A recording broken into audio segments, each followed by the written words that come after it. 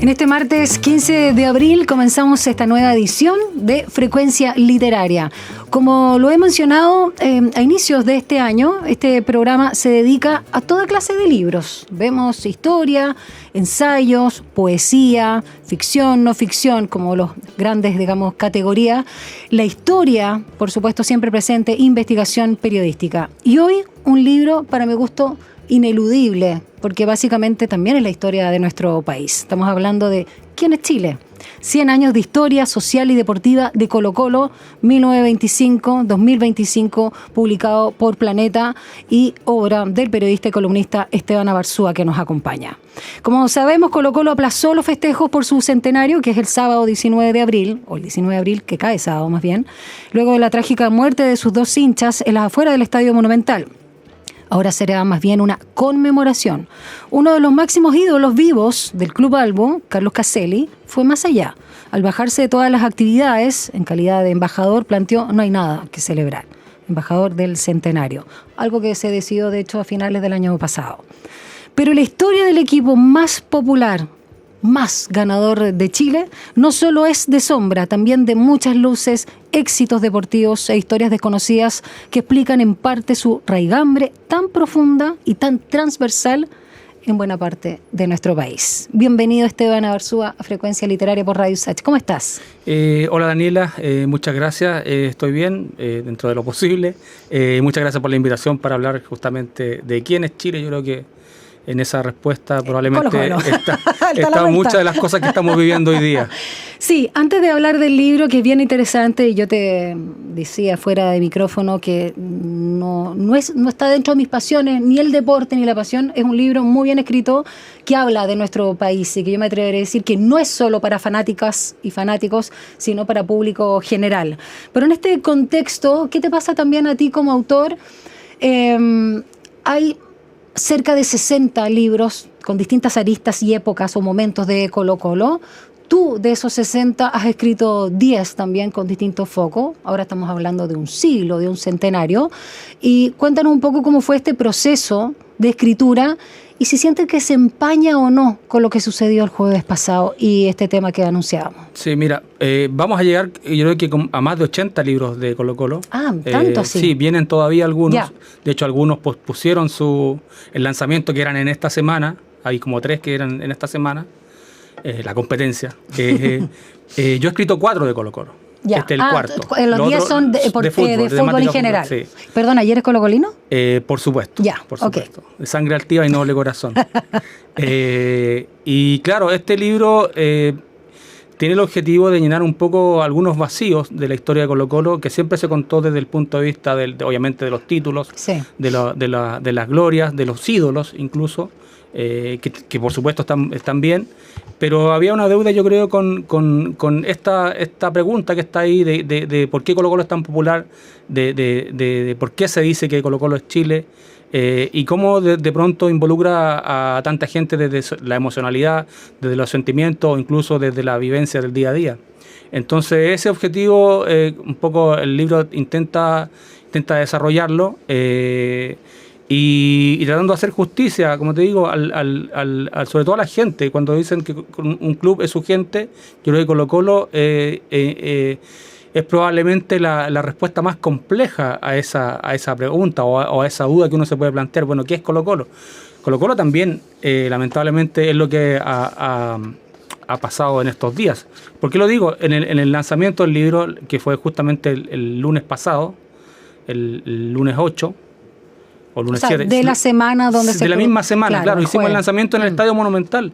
Sí. Se llenó de gente, se inscribieron los socios, había mucha gente, había más de 300 personas en el lanzamiento y había como un entusiasmo, un ambiente muy, muy fraterno, mucha alegría, mucho entusiasmo por el centenario.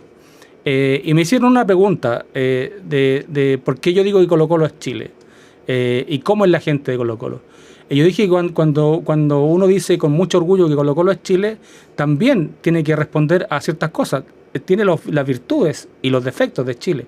Y las virtudes y los defectos de Chile no solamente desde el tiempo en que fue fundado Colo-Colo, sino que a través de todo este último siglo. Y Chile hoy día es una idea bien compleja. Después de lo que vimos en el estallido social, todavía hay muchas preguntas que están sin respuesta, que aunque probablemente en el establishment esas preguntas creen estar resueltas, y el octubrismo, bueno, yo no voy a hablar de eso, pero todavía yo creo que eso está vigente. Todas las dudas que se plantearon durante el estallido están vigentes, sobre todo en algunos estratos de la sociedad que no van a asimilarse tan fácil a la idea hegemónica reinante. Sí, Esteban, y respecto a lo que señalabas de cómo definir Colo-Colo, cuando tú en una parte del libro, un libro de 400 páginas, 23 capítulos, bien completo, donde trabajas muy bien también la línea temporal, a veces, digamos, de lo que entendemos de que avanza, pero también a veces tú retrocedes. Cuando Vladimiro Mímica, hombre de radio, relator, además en la Copa Libertadores 91, pregunta, trata de dilucidar con los presentes lo que significa para cada uno Colo-Colo, Carlos Caselli esboza una respuesta.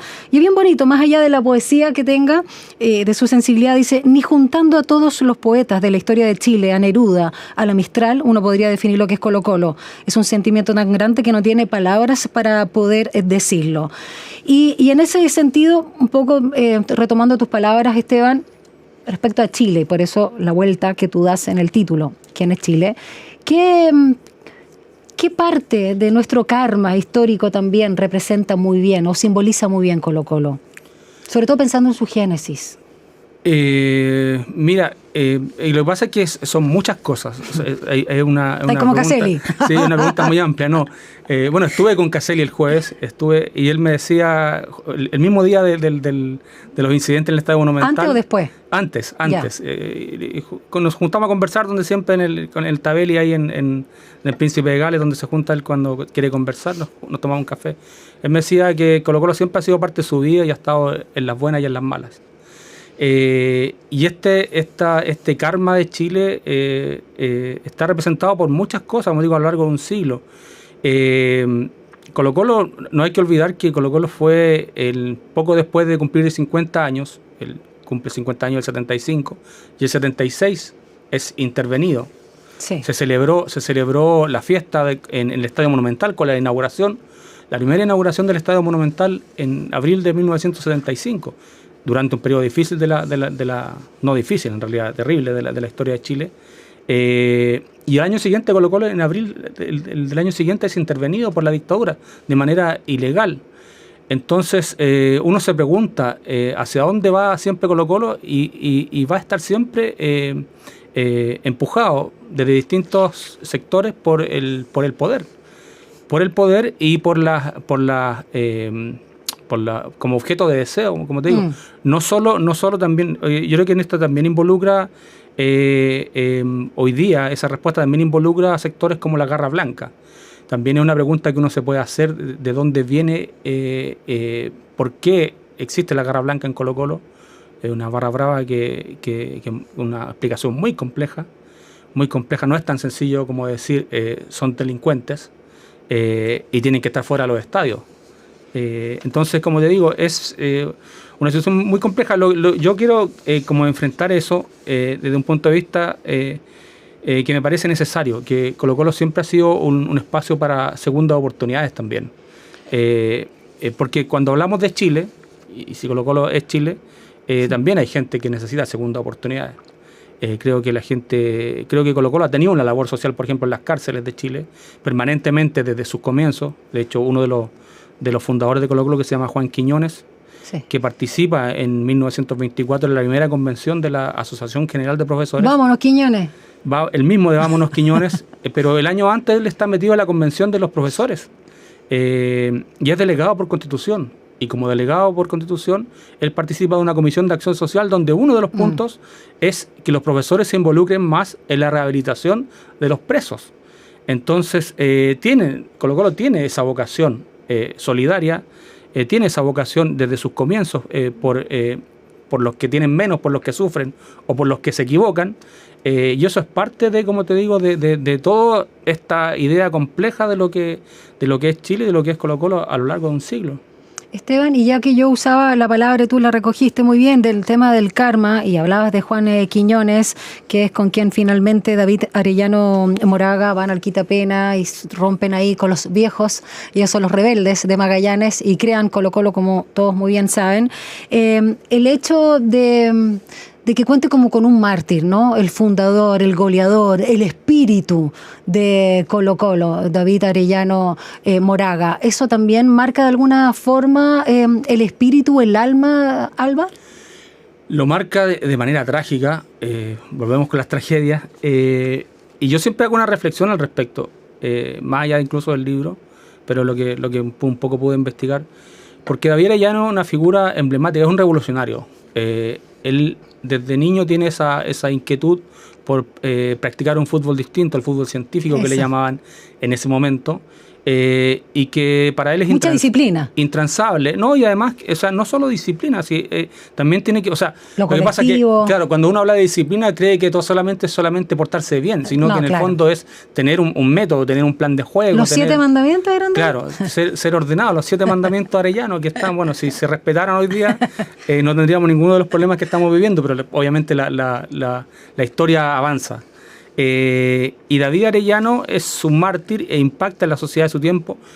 Le da a Colo-Colo una condición de mayor popularidad, que ya era muy popular en ese momento, pero se vuelve un fenómeno de masas. Ya estamos hablando en 1927 que hay un fenómeno de masas.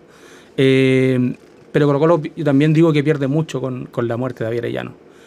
Pierde a una persona que estaba permanentemente preocupada de la educación. Él, cuando viaja en esta gira a México, por América y Europa, él con su hermano y otros profesores... Iban a puros colegios, escuelas. Visitaban los colegios, estaban preocupados de cómo era la educación, de cuáles eran los métodos educacionales, y con la idea, incluso llevaban teléfonos direcciones postales, teléfonos existían direcciones postales de sus alumnos para intercambiarlas con alumnos de los colegios en México y en Cuba.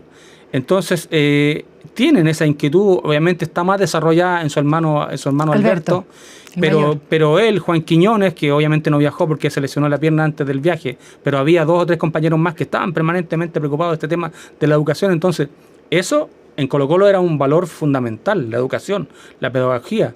Y de cierta manera, a cambio de su popularidad, no se pierde el valor de la educación, no se pierde el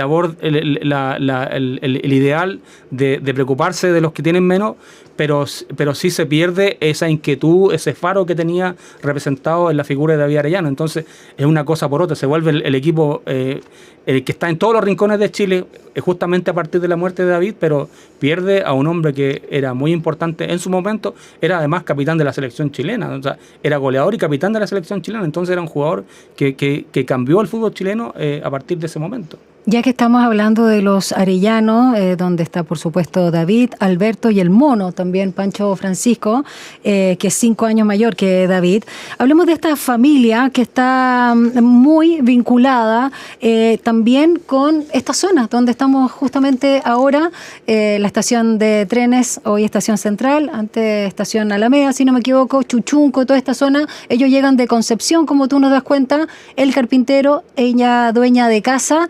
Él muere prematuramente, Alberto, hijo, se hace cargo luego de la muerte del otro hijo precozmente, Pedro, y cómo también representa una clásica familia, no solo chilena, sino también latinoamericana, y el empuje, a propósito de la palabra, la garra que hubo ahí.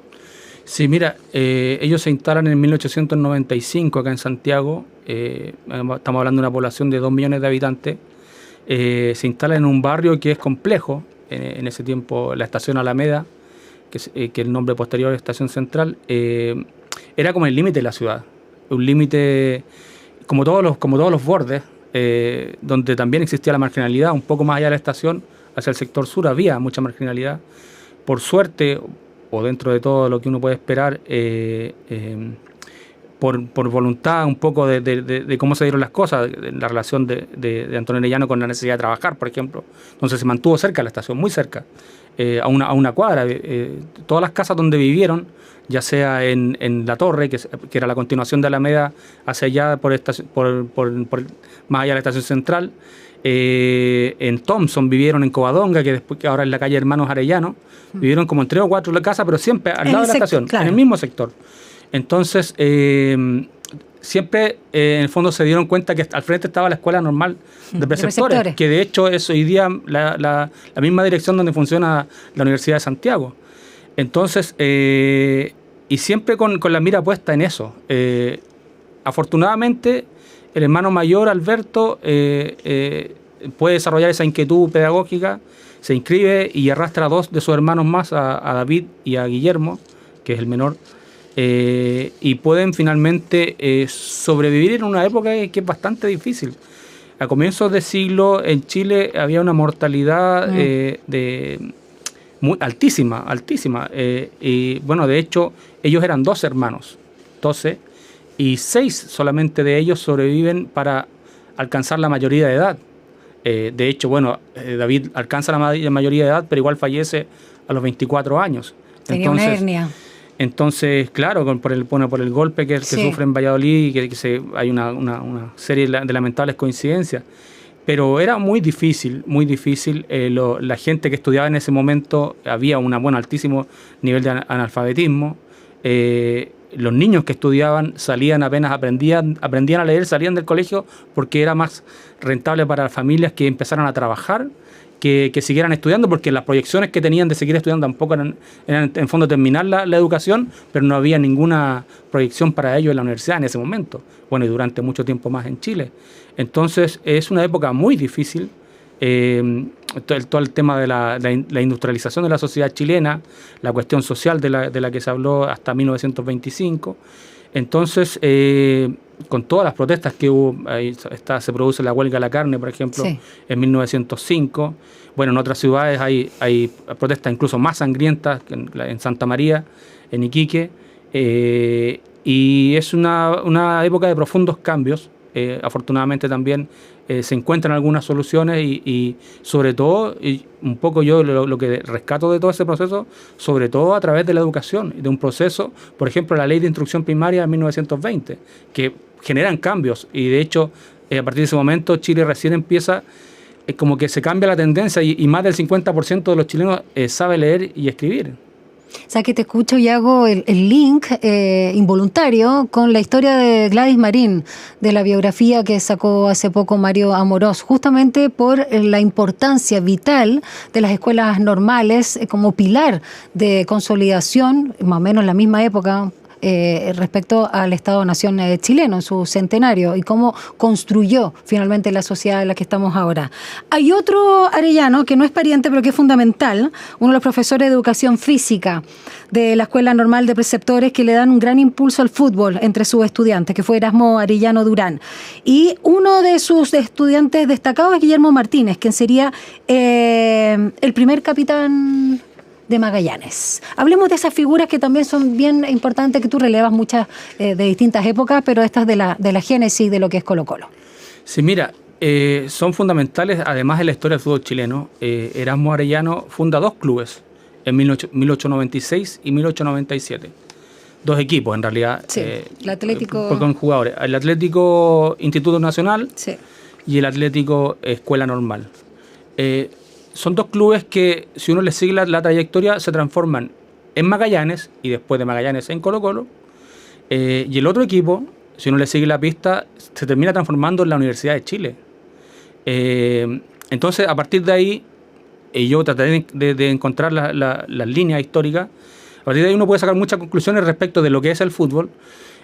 Por ejemplo, que de alguna manera el fútbol chileno replica el modelo de desarrollo del fútbol inglés. ¿En qué sentido?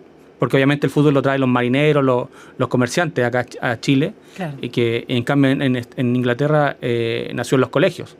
Pero a través de estos centros de estudio, Se masifica los colegios también. Y que generan los principales equipos y clubes deportivos de la historia del fútbol chileno, si uno en realidad con cierta flexibilidad incluye a Magallanes, porque además Magallanes es el equipo más importante de los primeros 30 o 40 años del fútbol chileno, después claro pierde importancia, pero también incluye a Universidad Católica, por ejemplo. Entonces ya tienes a los tres grandes y a Magallanes, que era el primer grande, los tienes incluidos dentro de este modelo educacional, de un centro de estudios, entonces que también implica valores de distinta índole, porque son distintos. O sea, la escuela normal no es el Instituto Nacional.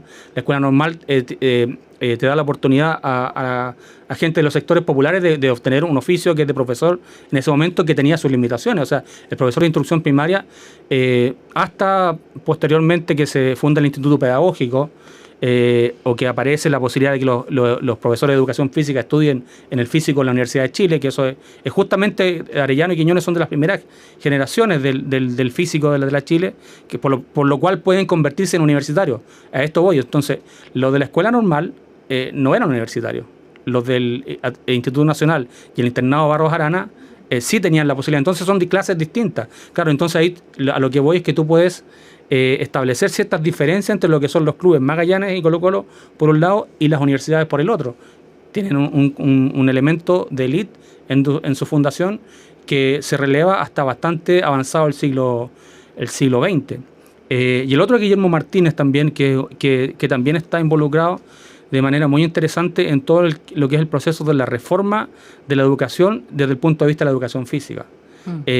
Con esto de que la educación chilena en ese momento estaba como muy influenciada por la línea alemana, claro, y por la línea sueca. Entonces él como que, pese a que se formó con Erasmo Arellano, que era de la línea alemana, hay un cambio en su formación, que lo mandan a Suecia, enviado ya por otro profesor que Joaquín, ya se me olvida el nombre, pero también fue muy importante, sobre todo en el proceso de la educación física.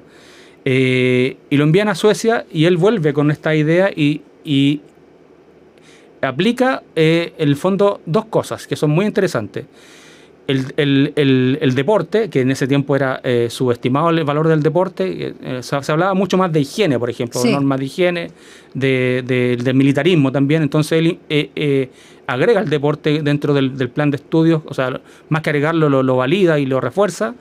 Y también el otro hecho que destaca es los juegos.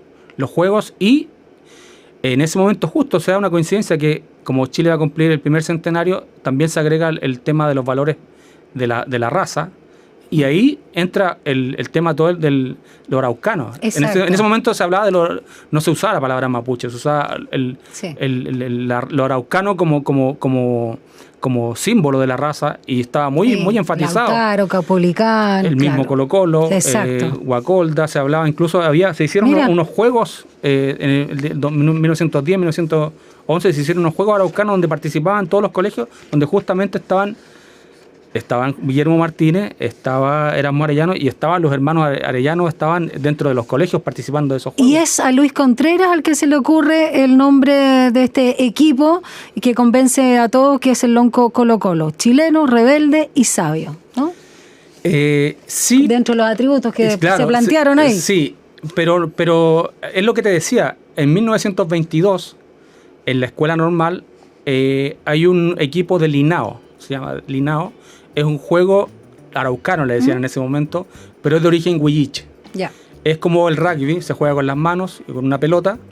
Y en la escuela normal, el profesor, que era Marco Antonio Vera, que es el maestro directo, el profesor de educación física de David Arellano y de Juan Quiñones, él arma este equipo de Linao y le pone el nombre Colo-Colo. Estamos hablando de 3 años antes de la fundación de Colo-Colo. Es la escuela normal donde además habían varios de los jugadores que posteriormente fundan Colo-Colo. Entonces no es que el nombre fuese de nada. Una inspiración. Estaba dentro estaba dentro de las posibilidades. Y de hecho, cuando se conversan los nombres, se conversan varios nombres más. Sí, los primeros que se conversan son Lautaro y Caupolicán, porque obviamente son los líderes mapuches que más resuenan a través de la historia en su confrontación con el Imperio Español. Entonces, pero también se conversaron otros nombres, porque como eran partidarios de la educación, también hablaron, por ejemplo, de Valentín Letelier. Sí, exacto. Que claro, pero lo encontraron un poco elitista, que no... No prendió. Obviamente eligieron el nombre correcto, yo creo, dentro de todo eso. Esteban Abarzúa, columnista, periodista, escritor, autor de ¿Quién es Chile? 100 años de historia social y deportiva de Colo-Colo, 1925-2025, publicado por El Planeta, nos acompaña esta tarde acá en Frecuencia Literaria. Vamos con música ad hoc. ¿Te gusta esta canción de Los Miserables? ¿El hincha? Ah, sí, bueno. No, y además este es con el feat, la colaboración de Carlos Caselli.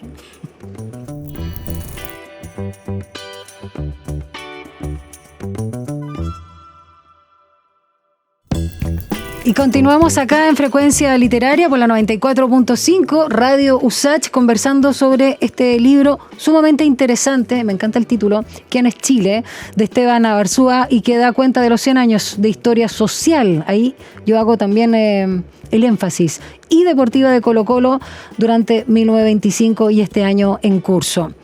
La historia del Monumental es bien interesante también, vaya que demoró, y hay algo ahí que me generó mucho interés y también sorpresa, quizás lo relatas muy bien, que es la historia de un colocolino que trabajó en este gran agujero, hoyo de Pedrero para 1958. Tenía 32 años, como tú señalas, entró piolita, nadie reparó en su apellido, se llama Alfonso Arellano, y finalmente vio inaugurado el estadio de su equipo en 1989, como sabemos, a los 63 años. Háblanos de esta historia. Bueno, Alfonso Arellano es el único hijo de David, que nació en 1924. Una historia que se mantuvo... Un año antes... Claro. De fundar. Claro, unos años antes de la fundación. Perdón, no, esto me equivoco, ¿no? Es un año antes del viaje a la gira de... ¿Que eso fue el 27? El 27, sí, en la gira. Un año antes de la gira. O sea, nació el 26. Sí, en 1926. Alfonso Arellano es hijo de David Arellano, es el nombre que aparece en el registro civil. Está reconocido en el papel. Reconocido por el papá, pero inesperadamente no reconocido por la madre. No aparecen los apellidos, se llama Alfonso Arellano. La madre de apellido Ciudad, Berta Ciudad. Es una historia compleja que no está totalmente resuelta por distintas razones, un poco siempre por el qué dirán, que ha sido importante en la historia de Chile, sobre todo en el siglo XX, a comienzos del siglo XX, obviamente también en la historia, del comienzo de la historia. Los hijos ilegítimos, los guachos, por ejemplo, pero en este caso David Arellano siempre estuvo dispuesto a reconocerlo. El problema que tenían era que no estaban casados. O sea, eso es lo que uno intuye a partir de los elementos que existen hoy día, de los retazos que uno ha logrado armar a través del puzzle, de lo poco que hay. Pero David Arellano lo reconoce, y sin embargo este niño... Obviamente David era profesor, trabajaba, estudiaba y además jugaba fútbol. Entonces, quien se hace cargo de este niño es la madre de la mamá, en este caso la abuela, se llama Amadora. Y a partir de ahí, obviamente, con la muerte prematura de David, se le pierde el rastro. Y se le pierde el rastro a un niño además que en ese momento no se sabía que todas las dificultades que tenía problemas para hablar y finalmente se dieron cuenta que era sordo. Entonces, pero esto ya cuando David estaba fallecido. Entonces un niño en riesgo, obviamente. Yo creo que dentro de la historia posterior que uno puede discernir, bien cuidado, porque dentro de todo él pudo formar una familia posteriormente. Tiene 6 hijos, Alfonso Arellano, y además trabaja en la construcción, distintos trabajos se le van presentando, y uno de esos trabajos, ya cuando ya tiene la mayoría de edad y tiene que, en el fondo tiene que solventar una familia, él va a trabajar al Estadio Monumental, a este hoyo de Pedrero que está recién iniciando los trabajos en ese momento para el Mundial del 62, que era uno de los estadios que estaba proyectado para que se jugaran ahí algunos partidos. Obviamente después todo eso se viene abajo con el terremoto del 60, sí. Pero él se fue a trabajar anónimamente al estadio y bueno, un poco lo que cuenta después su familia, no quiso contar que era hijo de David Arellano, el hijo del fundador de Colo-Colo y mártir y figura central. Un poco por vergüenza, un poco porque además nadie se había hecho cargo de él en ese momento y era demasiado el impacto que iba a tener, no quería tampoco tener ningún tipo de beneficio. Entonces se mantuvo anónimo durante harto tiempo. Después cuando ya, porque la familia de Arellano obviamente siempre estuvo consciente de su existencia. Pero públicamente no se sabía. Públicamente, a ver, lo que pasa es que esto es por época. En los años 60 se le quemó la casa en Puente Alto. Obviamente, y dentro de las dificultades que tenía en ese momento, decidieron acudir por ejemplo, a un periodista de la revista Bea que contó su historia y el club fue en ayuda de Alfonso Arellano y su familia. Pero como siempre fue una cosa así, entre que la duda de que era el hijo, porque claro, nunca se habían mostrado hasta ese momento los papeles donde aparecía en el registro civil como hijo de David Arellano con la firma de David Arellano. Entonces, lo ayudaron porque en el fondo era una persona que decía ser el hijo de Arellano y que necesitaba ayuda, que era colocolino además. Pero como que nunca se encargaron de verificar por completo la historia y esto recién se concreta esta certeza en el año 2007. ¿Se viene un spin-off? Yo creo que sí, porque esa historia continúa y yo creo que, por ejemplo, es interesante saber cómo fue en definitiva la vida de esta persona. Yo encontré muchos antecedentes que lamentablemente no pude confirmar y por lo tanto preferí no incluirlos en el libro hasta que estén confirmadas esta historia. Pero la historia de su madre yo creo que también es interesante, de la abuela que lo crió también tiene algunos elementos, y de esa familia que en el fondo uno puede decir, claro, no lo reconocieron, pero igual le dieron algún tipo de ayuda. Claro, es difícil. Yo siempre pienso en lo que pasa en las familias chilenas cuando hay este tipo de problemas, que algunos familiares reniegan de los niños, pero otros igual se siguen haciendo cargo. En este caso, la importancia de las abuelas, por ejemplo. Entonces, hay una historia compleja, pero que al final termina siendo... Pero bonita. Bonita, de resiliencia, sí, de reivindicación final de algunos valores, en este caso los valores de Arellano. Pero debería seguir investigándose porque yo creo que tiene todavía algunas cosas pendientes. O sea, ¿tienes material ahí para un libro número, sería 12? Sí, hay otros más que estoy haciendo, pero claro, pero la figura de Arellano a mí me parece todavía que tiene más una biografía, por ejemplo, podría ser pero claro, con un trabajo también de no solamente hablar de las cosas que están encima de la mesa, sino que realmente poder completar esa figura emblemática desde todos los puntos de vista, no solamente desde lo que le pasó ni de lo que jugó, sino que... Sí. Yo no he visto en imágenes nunca a David Arellano ni a Alberto Arellano, no sé cómo es su presencia, su fotografía. Entonces yo te preguntaba por la portada de tu libro, por un tema también, aunque estuviera retocada de los colores, no me coincidía con 1900, al menos 1927, fecha en que él fallece. ¿Quién es el de la portada o más bien también por qué decidieron por esta fotografía? Decidimos esta imagen. ¿Se la puedes describir para la gente que está solo en radio? Claro. La imagen es de un profesor de series menores de Colo-Colo en las fotografías de la inauguración, la reinauguración del estadio en 1989, el 30 de septiembre, y va con un grupo de alumnos, de cadetes de Colo-Colo. Y se quiso hacer esta foto porque es un personaje relativamente anónimo. Si bien trabaja en Colo-Colo en las series menores, trabaja en la formación de futuros colocolinos, es relativamente anónimo, no sabemos quién es, y un poco eso nos motivó a ponerlo en la tapa, porque en el fondo también eso responde a la pregunta ¿quién es Chile? Responde a la pregunta, total, no solamente el que hace los goles, sino que claro, el que los sufre o el que trabaja anónimamente por este club. Tú hablabas de ser hincha, y lo pones en tu libro, ser hincha de fútbol no es lo mismo que ser un espectador, te estoy parafraseando en realidad. Ser hincha de un equipo de fútbol es un estado de salud mental no necesariamente patológico. Y acá cuentas esta historia que yo algo también había escuchado antes y la cuentas muy bien, la relatas muy bien, de este primer hincha como tal, que fue un talabartero uruguayo llamado, genial el nombre, Prudencio Reyes, que inflaba balones básicamente. Y das otros datos de los primeros gritos, las primeras barras, el aporte deporte de Gato Valdés, que se basa en el himno del himno de Colo Colo creado por Carlos Ulloa con este Colo Colo All Right y todo eso. No hay divertido para la época. No sé si me suena muy bien ahora, no sé si envejeció muy bien, pero el CHI, oye, que a mí me ha costado, pero acá se ríen de mí, el CHI viene de otros deportes, no nace del fútbol, tú lo das cuenta en un campeonato de atletismo. Eso porque no quiero ahondar ahí, pero sí quiero ahondar en lo de los hinchas y la transversalidad. Porque, no, vamos primero con los hinchas, porque acá Garra Blanca, ya como garra propiamente tal, se estrena, mira, un día de mi cumpleaños, 11 de enero, pero del 89. Y ahí todo barrista colocolino, como tú dices también, es un potencial guerrero, pero no todo guerrero es un delincuente en potencia. Y ahí recuerdas, por supuesto, la muerte espantosa por atropello de un auto carabinero del NECO el 2020. Esto tú algo lo dijiste al inicio de la conversación por lo que pasó el jueves pasado, valga la redundancia, en el Monumental con la muerte de estos dos hinchas.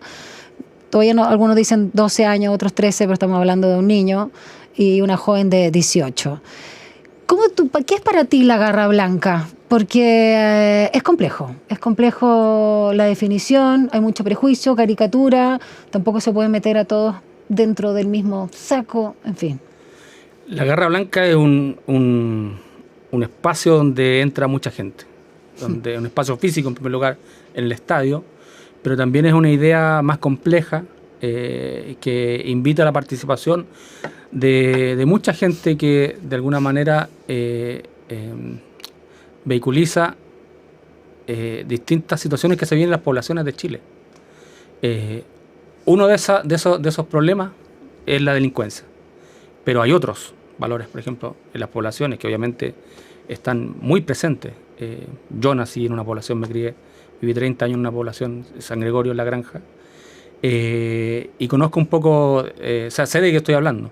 La solidaridad, por ejemplo, solidaridad entre pares, y eso se practica en la Garra Blanca. Se practica ahí, lamentablemente es un grupo que en el estadio representa una cosa, pero que fuera del estadio representa cosas mucho más complejas, como te decía.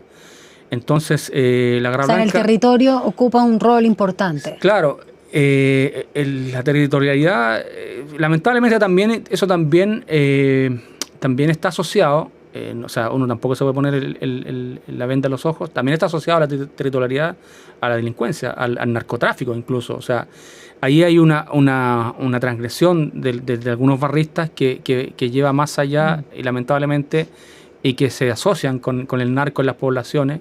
Eso existe también, y hay que combatirlo, obviamente, desde la ley, siempre desde la ley, y el respeto a los derechos de las personas, pero combatirlo con energía. Pero tú no puedes, creo yo, desde mi punto de vista, decir, eliminemos la Garra Blanca, porque al eliminarla, tú lo que le eliminas es un espacio para la participación de muchas otras personas que en el fondo no tendrían ese vehículo para ser parte de esta sociedad. Ellos están marginados, son personas marginadas. Yo no quiero tampoco infantilizar ni victimizar a las personas que viven en situación de marginalidad. Ellos son parte de este Chile, son parte de quién es Chile, como lo veríamos a partir del libro.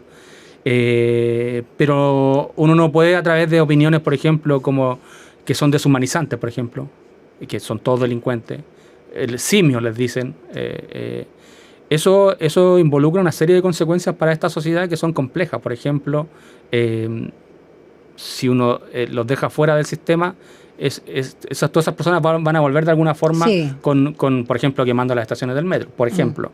Entonces, el contrato social tiene que estar, ya hablando de una idea más elevada, tiene que estar en el fondo en la medida correcta para que esas personas sean parte del sistema. Si es a través de la Garra Blanca, puede ser. Yo no digo que sea la única opción, pero hay que trabajar en eso.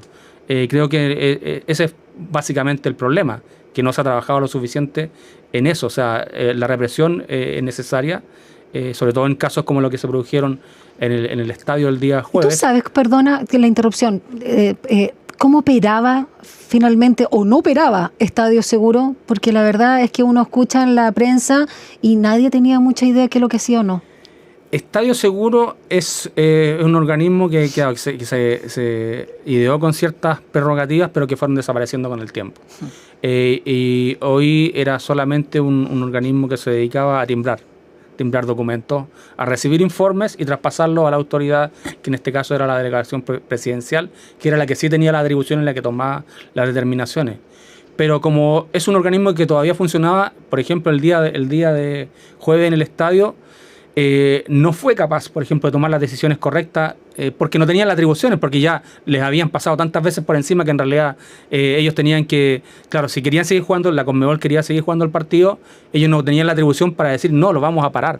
Entonces tenían que preguntarle, hacer una llamada por teléfono para poder tomar esa decisión. Entonces ahí se perdió mucho tiempo. ¿Tú no fuiste ese día? ¿No fui. Lamentablemente no fui. Pero como digo, Estadio Seguro desapareció hace mucho tiempo y fue un organismo mal diseñado en sus políticas que eran... Y mal implementado, sobre todo. Sí, que en el fondo lo único efectivo que se produjo fue al comienzo cuando molestaban a los hinchas que no hacían problema, que en el fondo era un obstáculo.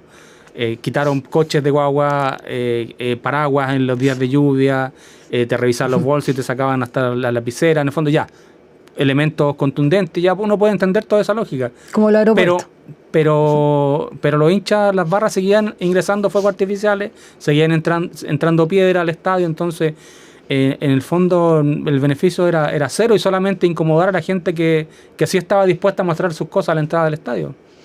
Esteban, sigamos con los hinchas y ahora sí te pregunto por la transversalidad de la hinchada colocolina, ¿no? Que es una composición social que incluso revelan las encuestas. Tú pones una de Adimark del 2014 según clase social o socioeconómico, qué sé yo, el estrato.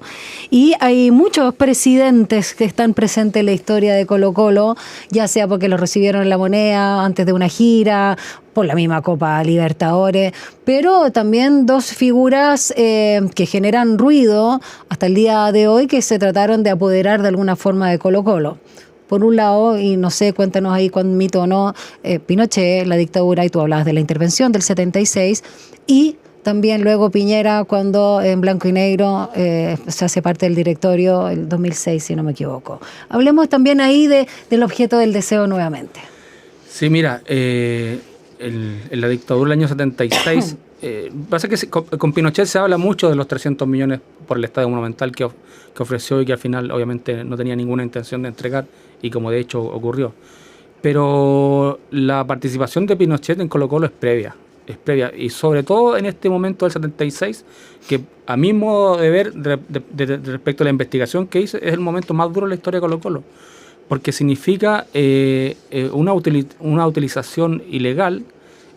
Colo-Colo no podía ser intervenido de esa forma que se hizo y al final yo creo que la FIFA, por ejemplo, hizo vista gorda porque había un castigo que se tenía que aplicar al fútbol chileno. Cuando los estados intervienen en los clubes o en las federaciones, hay un castigo de la FIFA que los elimina de toda competencia internacional. En el fondo que los desafilia. Las federaciones son desafiliadas.